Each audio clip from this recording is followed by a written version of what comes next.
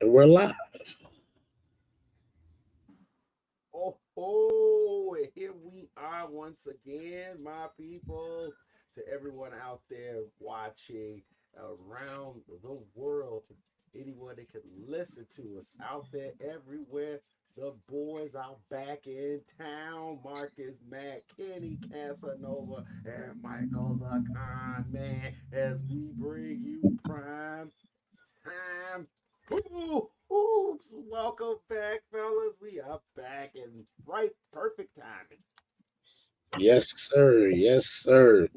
Excited to be back, man. We done missed a lot of hoops, but we ain't missed it. We seen it. We just ain't been able to bring it to y'all. A little reset button, but we are back, man. We are back, baby, and it's been beautiful. I absolutely love that we are coming into a very interesting time in the NBA. Yeah, And this is why I love that we are getting to cover this specific season, this specific year. And Comment and Kitty, what I'm saying is that we're watching literally the changing of the NBA guard happen right yes, in front of us. yes, And it has added excitement back to the league, intrigue, and I'm okay with it. And it's a little bit of a renaissance with the San Antonio Spurs coming back. This is a team that dominated in the late 90s and 2000s, early 2000s. And now we've seen this franchise kind of have a renaissance coming back. But on the other side of it, the New York Knicks are doing something. They look the Knicks ain't won what I think the last time they won a conference championship was 99. Was that the last time? yep. Yeah, They 1991. won in None. 99. So I love the fact that okay, they're a big market team, and just like the Chicago Bulls, for some reason, these big market teams get these passes for not having done anything, for not having done anything significantly relevant since the 90s. And when I heard that, I couldn't. It actually it took me from wait a minute. Since '99, and 99. all these other teams in the Eastern Conference have come along, made some noise, whatever. And I know LeBron had a run with the Cavs, that dominated the Eastern Conference. I know Boston has had a couple of runs in there that has dominated the Eastern Conference. But since '99, Yeah, and man, we gotta give some credit to these boys because yeah, if they go to the fight, we really gotta say, hey, you know what? This was a There we go. this team this team was is something that we have to go back and look at because I didn't really give the Knicks a lot of credit when this season started. mhm, I wasn't counting on them, kind man. yeah. And now what's going on here, kind man? Tell me what's happening in Well, New York. well, you know what? I think last year was a tremendous effort. You know, they ended up beating the Celtics. I knew they were going to come back strong. Matter of fact, most of us thought that Boston having taken out the picture that the East is weak anyway. So I felt the Knicks were going to come strong. I didn't expect them to come as strong as they came. I mean, we did not expect that. Matter of fact, if you look at the first two games of the playoffs, they didn't lost them, and we were worried about New York was ready to give them up. They were going to sell them. You know what I mean? But they came back strong. I mean, what they won 10 in a row, and they're playing on all cylinders. Mike Brown, as I told you guys before on the show, adjustments. And Mike Brown made adjustments. Look what he did. He put Town on the wing at the corner of the foul line. He was more of a distributor. And then, that became effective. And then what did they do? They The other team, the Cavs, made adjustments. What did they do? They ended up having big body Brunson be the facilitator, and he comes up with 14 assists. And then Bridges, Stephen A. Smith, I know we all hate him, but I don't. But anyway, he was talking about how Bridges, the six picks and all that, and how that was ineffective, and he was playing like doo doo. But now, if you look lately, Bridges is coming to play, and all things. I think the Knicks, man, this might be their year. And imagine if it is, New York City's going to be crazy. No, the Knicks did Yeah, something that no one was expecting. Kenny, talk about the depth of the New York Knicks, because that's really what has kind of come up and crept up on yeah, people, is the yeah, fact that, the Knicks, what Tom Thibodeau failed to realize, and what got Tom Thibodeau fired.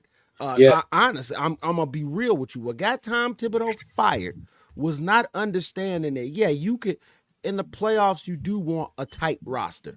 yeah, It's good. You want a tight rotation. These are my guys, but it is a bonus if you can go to a 10-man rotation, if you can go to that 10th man on your team, and he can still come in and give you valuable play. And what we're finding out with this Knicks team is that depth, when we see someone like Josh Hart able to come and explode for 26 and lead this team, no one is expecting Josh Hart to come in to a playoff game and explode for 26. Those type of performances remind me, a lot of the teams from the 90s. Michael Jordan gets all the credit, and that's great. But nobody talks about Tony Kukoc. Nobody talks about Ron Harper. mm, Nobody talks about Steve Kerr. yeah, Nobody talks about Luke Longley. Nobody talks about these guys, these role players that filled their role perfectly and could come in and damage you for a real quick 20 out of nowhere when you expected it to all come from Mike and Scotty. And when you get that type of depth going on your team, that's got to make you really dangerous, don't it, Kenny? yeah. I mean, listen, man. I think people are shocked because this is basically the same team that was there when Thibodeau was there, and he just didn't let these guys play. I think that right there shows you that Mike Brown made adjustments. I mean, McBride had 30 in one of the playoff games. Yeah. Again, I mean, these guys, they have talent off the bench. You just have to play them. I don't understand how coaches think players are going to get better when I'm sitting on the bench. You never get better sitting on the bench. You got to Never. play. You got to play Gotta ball. play. You got to play ball. And at the end of the day, the Knicks right now, man, they have turned into something that we did not see doing this. I mean, if you just watch the game one against Cleveland, these guys, they were down 22. I'm watching it. I'm like, oh, Cleveland finna blow their doors off. It's over. Brunson said, give me the cape. I got it. Watch this. And Jalen Brunson, he just couldn't miss. I'm watching. I'm like, man, they all over him. He's not missing. He got into a zone, and then into it carried over into overtime, and they got the dub, man. And then the last game last night, it wasn't close. It wasn't close. There was I had no doubt that Cleveland was going to lose to them. I had no. Cleveland is outmatched. Like I Yeah, said, and just depth alone. So yeah, so I'm sitting here and I'm looking right now at the New York Knicks starting lineup, and then I'm able to then turn around and look at their bench, right? And in they starting lineup, you got OG Ananobi. We all know he's a solid player, and yeah, you know what? He's earned that respect and that expectation. We know Ananobi can explode for 30 in a game yeah, easily. We know that. Carl Anthony Townsend is a proven player, all star. But you know what Carl Anthony Townsend has figured out, and this is a shout out to Mike Brown. And we're gonna talk about Mike Brown in a second, because yeah, I don't want to just gloss over him, because I don't think that that's right. I think that this man deserves a real conversation, and so we're gonna have that about Mike Brown. But first things first, let's talk about what Carl Anthony Towns has done. And what he has done instead, he's turned his game 100 360 in this playoffs, to where in the season they were leaning on Carl Anthony Towns, get us buckets. We gonna need you. You gonna have to make sure that you are making players. We gonna need you to score at least 20 some a game in this regular season. And in the playoffs, it's turned into, you just go get us double. We just need you to go get us double rebounds, double points. That's all yeah, we looking for. It ain't gotta be 30. It ain't gotta be 26. But you just make sure every game you giving us a dub. Every game I want to see you with 10, to 20 points and over 10 rebounds. And that's what he been giving them this whole time. And everybody's glossing over that. But every game, Karl Anthony Townsend has gone out and gave them a dub. And that's what you need from your big man. You need Yep. him to go out there, give me double points, give me double rebounds. And he's come in and done that. Remember, Kenny, we talked about the Yep. importance of Karl Anthony Towns. And Yep. if because he was the best big, what did we say? He was the best big man in the Eastern Conference Yep. of the top teams that we knew that was coming in to play and was going to be playing for the Eastern Conference championship to represent the Eastern Conference. Karl Anthony Townsend was the best big man of all those teams. And now, instead of him forcing it, and forcing up shots and making bad plays. We've seen this from Karl Anthony Townsend, him get frustrated. Now his defense is slacking. Instead, he has settled comfortably into being a role player. Yep. That's Karl Anthony Towns has turned into a role player in the playoffs, and that's allowed players like Mikal Bridges to come in and get his. That's allowed a guy like Josh Hart to be able to get his. Jalen Brunson, Big Body Brunson, gonna do his thing. But then when you go to the bench, now you got Jordan Clarkson, Landry Shamet, Jose Alvarado, Miles McBride, and you got the big boy Mitchell, who gonna Yep. come in and gonna give you fouls, gonna give you tough points and tough rebounds, which is exactly what you asked for from your big man off the bench. I Yes. want you to come in and beat opponents up and make sure that your presence is felt, and he does that perfectly. Um, the How did we miss it, Con Man? How did we miss it with Mike Brown coming into this situation? And this might be Mike Brown's best coaching act. I know he had LeBron. But this might be Mike Brown's. This might be a renaissance. This might be his best coaching job ever. Wow. Yeah, it definitely has been. And if you guys remember, during the regular season, the Knicks had like a 10-game losing streak, and they questioned Towns, "What's up?" He said, "I don't know where I'm supposed to be. I don't know what I'm supposed to do. I don't feel comfortable in this concept." But guess what? That concept proved valuable. And I think, again, Mike Brown, he's been there and done that with the Cavaliers. And you got to remember, he also coached Golden State when they went on a Yes. 10-game winning streak as well. So he's been there, done that. He knows what it takes. He's a player's coach. I think that means a lot as well, whereas Tibbs was one way or the highway. And Tibbs, just wanted to play his only top six guys. I think Yeah. Mike Brown, that's why he got a Clarkson. That's why he got an Alvarado. You know what I mean? I think the additions that they made enabled him to do the things that he's doing. I think he's doing a great job. A great job, Yeah. excellent job. And let's be real. It's not that, like, people want to dump on Harden, and I know that. And hey, trust me, I'm never going to defend James Harden in the playoffs. The guy he just seems to choke in the big moments, and that's been his whole mo, his whole career. So I'm not going to act like he's doing something now that is new. This has always been James. But the thing about it is that the reality is that Cleveland is just outmatched. When you really look at it, Donovan Mitchell, okay, you get canceled out by Brunson.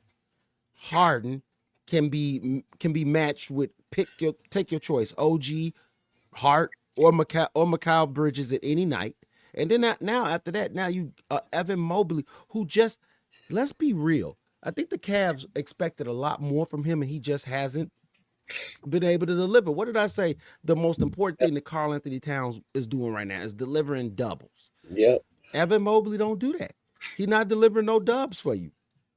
You getting more dubs from Jared Allen than you are from Mobley. And the sad part about it is that Allen is more limited offensively. When you look at this last game, Allen had actually more shots than Mobley. That should never happen. That should not ever happen. Mobley supposed to be your number 3 guy.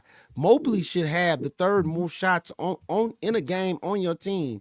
And yet Mobley only took 8 shots and they lost. That production is exactly why the Cavs are outmatched. They only really got one real true gun, and everybody else comes with a question mark. Like, maybe I'm gonna show up, maybe I'm not. And instead, the Knicks got guys that are showing up. They're not question marks. These guys are gonna be there. And then if one player is like, oh, I just don't got it this quarter, another guy could plug right in and take over. And the Cavs just don't have that. And honestly, I think that the Cavs took advantage of a young Detroit Pistons team that wasn't really ready for the moment, and so that and a Boston Celtics team that for some reason didn't know how to beat a very weak and feeble 76ers team. So, I think that both teams were recipients of some little bit of luck. And but at the same time, now that they have come to collide, it's very clear that the Knicks are vastly more talented than the Cavaliers. And so it's no surprise to me that they're down 2-0. Now, Marcus, you know what I say too? Now, we spoke about what a great coaching job Mike Brown has done. Now, let's turn it to the other coach. I don't want to say his name. To me, again, he didn't make what I feel, again, my famous words, adjustments. When Harden was getting up a lot, Yeah. you know what I mean? What they were doing is everybody watching the game knew what they were doing. Whoever Harden was playing against, he would go and set the pick, and that meant that Harden was going to end up playing against Brunson. That's number one. You got to make some moves. You got to do something. And then the fact he didn't call a damn timeout. When you have four, you're gonna lose two anyway. So you might as well lose them because if you don't, you're gonna lose them. That's number one. And then last night's game, Marcus, you talked about Evan Mobley. Do you realize what the numbers you just gave was all first half numbers? My man did not take one point in the second half. Not one. So to me, again, that comes down to coaching. I just don't like the demeanor that the coach, his philosophy, how he wanted to keep time. He seems defeated, Mike. He seems like he already is outmatched. Don't he? I mean, already. And whenever I see that from a coach, I already know what's going to happen in that series. And so, I feel like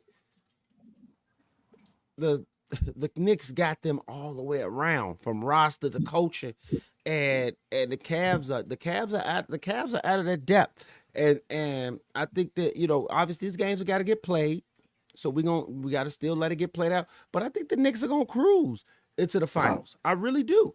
I think the Knicks are gonna cruise into the finals over this Cavalier team. Now, like I said, they got to serve court because hey, they got to go back home. So we're gonna find out. The Cavs maybe could get this figured out. They definitely gotta figure out how to stop the Knicks from attacking James Harden left and right. And the Knicks have also figured out a way to keep the ball out of Donovan Mitchell's hands enough to when he gets frustrated, it makes it seem more bogged down in the offense. So they're gonna definitely have to make some changes. But like I said, we can't get too down because really all the Knicks did was one at home. They say a playoff series doesn't start until the road team wins. And so, the Knicks did what they were supposed to do. They stood 10 toes down on their home court. And now we got to see how these next two games are played. But on the other side of things, on the Western Conference, man, now this one's got all the basketball heads looking right now, and that's San Antonio and Oklahoma City, which I think we all expected. It's no surprise that these two teams collided, and now they're going at each other. We saw Wemby come out with a monster, typical big man performance in a playoff moment, where we've seen some of the best big men in the game come in and be able to drop 40 and plus and double digit rebounds. But Wemby went and took it a step farther and did something that only a few big men have been able to do and dropped a 40 and 20 in the playoffs. And I just thought that was special. It was special to see. It's good to see that a guy that has been kind of picked and anointed as this possible face of the league is living up to all of it. And I absolutely love seeing that in game one. Now, game two, the Thunder made adjustments. Man, they were putting some grown men bodies on him. And they was occupying him, chopping them arms, chopping his hands. Boy, They was really running the table on that one, and I loved it. I loved to see it because you know what, that's exactly what you're supposed to do as a top tier franchise. You find a way. It- I mean, what do I describe it as dirty? It's not dirty. It's definitely not dirty. It's physical. It's physical basketball, but it's definitely not dirty. And to me, that shows a team that knows how to bounce back from adversity, and that's exactly why the Oklahoma City Thunder are the reigning champs at this current moment. I definitely agree with you on that. But I also think the fact that they put Caruso on Wemby game number one. And I think that was another bad move. I knew what they wanted to do. They figured having a small difficult, but Wemby absolutely destroyed them. Absolutely destroyed them. That was in game number one. Game number two, they made the adjustments. They put that dog, that Hottenstein, and he played like Perkins. He one of them players where he's just a physical player, and his job was basically keep him away from the hoop, and it was effective. He only got 4 fouls, so I guess people gonna blame the officiating, but they did what they had to do, and There was nothing wrong with it. there was big talk about how come you didn't put the 7 footer on him. Well, first of all, the 7 footer is lighter than Wemby, number one. Number two, I think that they needed him more for his offensive prowess, which he has not shown thus far this series. But he's more of an offensive threat. And I think if you put him on him, you're going to get him in foul trouble. That might, hurt, their chances of winning. But they did make the adjustments. And, a lot of people, not the players, but, a lot of outside influences are saying that, the hacking and the hacker shack and, Hottenstein, will that change come the next game when they're home? Will that make a difference? I don't know, but injuries might be the key factor in this series because you got three major players who are injured right now, Marcus, and I think that's going to prove crucial to whomever is going to, win or lose. Yeah, no, it's gonna play a big part coming. And here's the thing. Uh, I understand. So even though in theory, the whole Holmgren versus Wimby is a nice conversation, the reality is that Wimby is, in my opinion, and I could be wrong, but I think I'm right about this, is more skilled than Chet, and and a little bit more athletic, maybe even a little bit faster than Chet. And so therefore putting Holmgren on Wimby actually allows Wimby a lot more freedom defensively, and I think that that's the biggest thing. I'm not even from an offensive side, just from the defensive standpoint. When Wimby's on defense and Holmgren is going against him offensively, I think that he's not afraid to come off of Holmgren, play off of him to try to play off the ball defense. And Holmgren, because the way Holmgren plays on the outside, it makes it easy for Wimby to be able to come with that help side defense, long arms, big reach, and then he's able to defend the hoop, keep players from attacking, and still be able to recover and get out on Chet on the outside. But with Harkenstein's not there for outside shooting.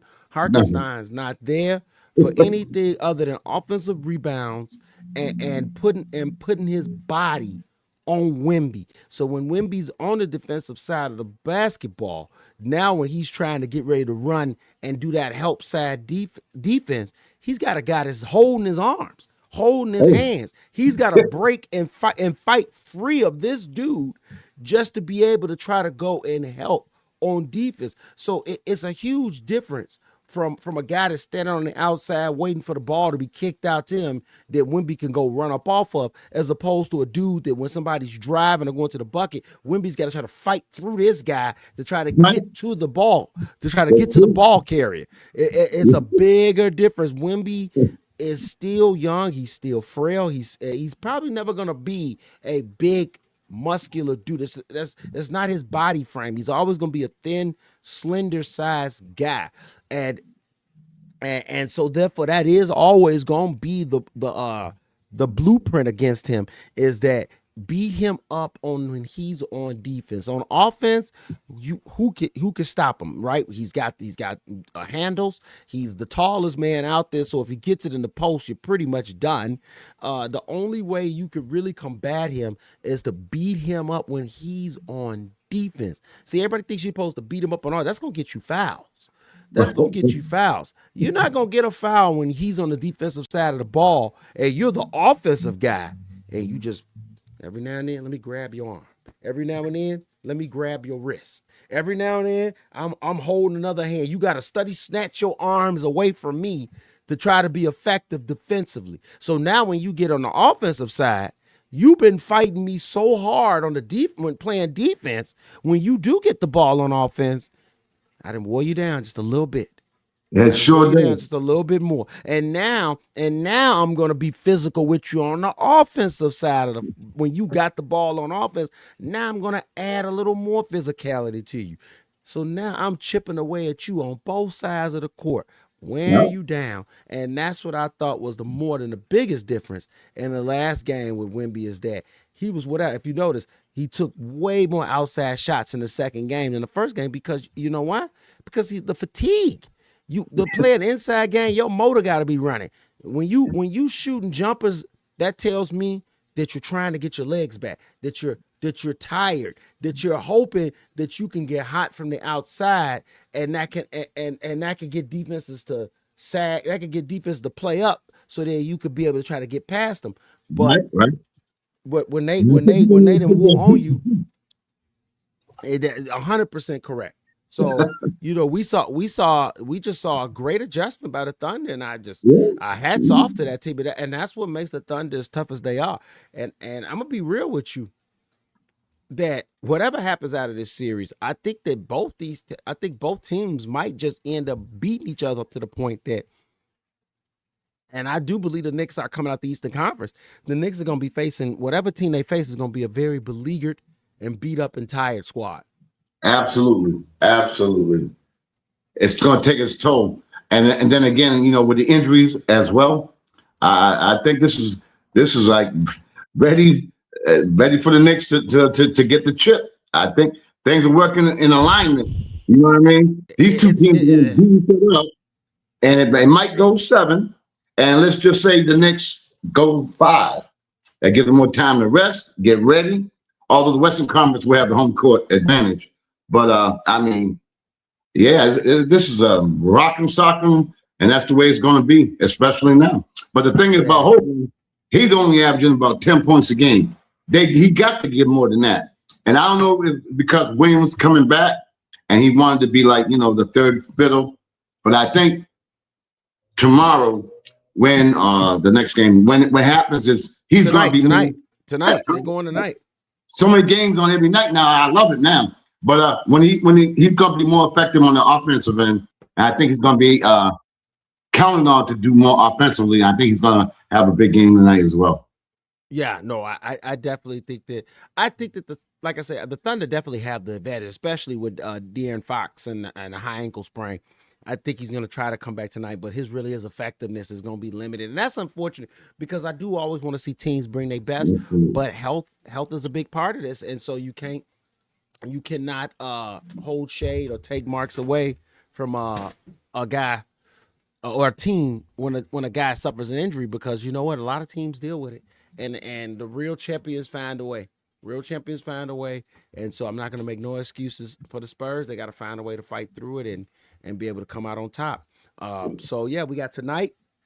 It's going to be Thunder Spurs, and then tomorrow it's going to be Knicks and the Cavs. Once again, like I said, the Cavs will be at home. We'll be able to try to hold home court. And so we'll see how that goes. This will be the first game for the Spurs tonight at home. Like I said, they split the first two, so it's already a playoff series, because we said what it was, not a playoff series till the road team wins a game. So that's That's already a true. playoff series, because the road team already run a game. So I would be very shocked. I mean, let me tell you. Here's the thing. And okay, I was about to say I wouldn't be very shocked though if the Thunder went on to win the next 3 games and close the series out. I mean, the Thunder can be just that good at times. They really can. And the Spurs are young. I want this to go 7 games, but comment, I wouldn't be shocked if the Thunder took this game tonight and went on to close the series out in 2 more games. I kind of agree with you, but then again, I gotta look at it as, it's very hard to repeat. It is so it's damn near impossible to repeat. And I Yep. think the fact is San Antonio, even though they're struggling a little bit, I think their youth is might because they don't know. They've never been there before. You know what I'm Hmm. saying? Whereas OKC's been there. They don't know they're playing like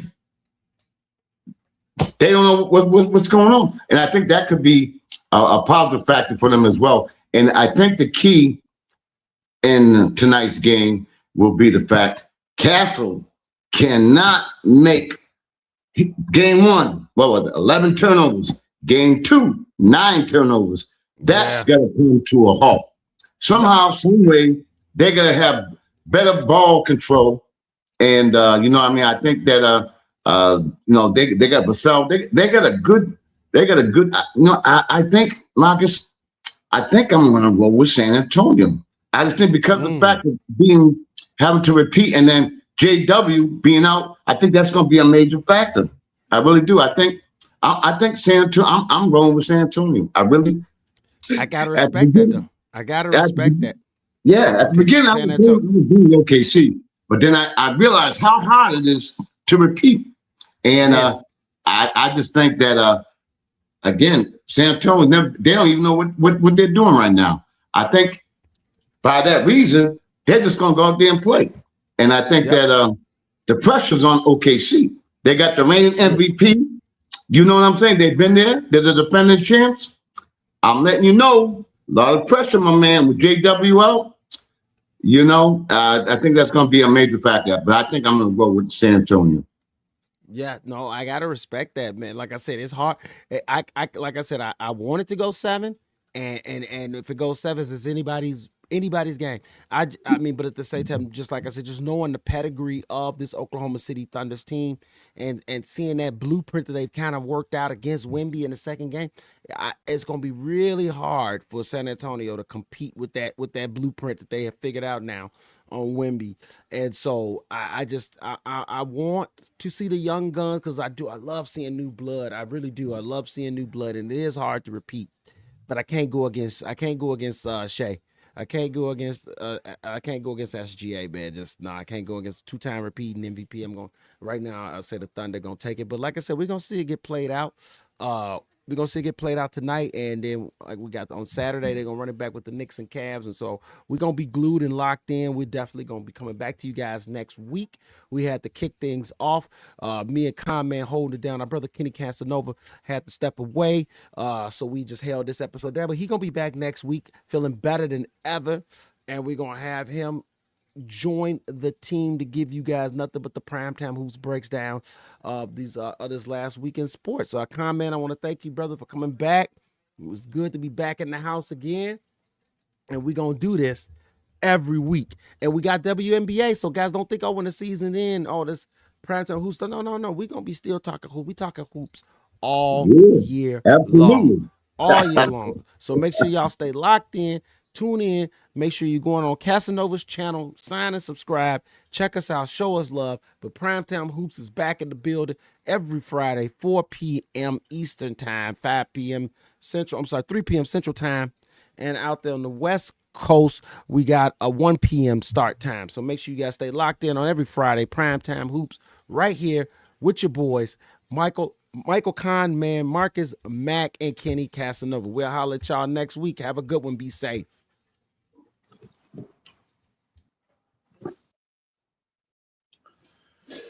It's like finish my cereal and then I'm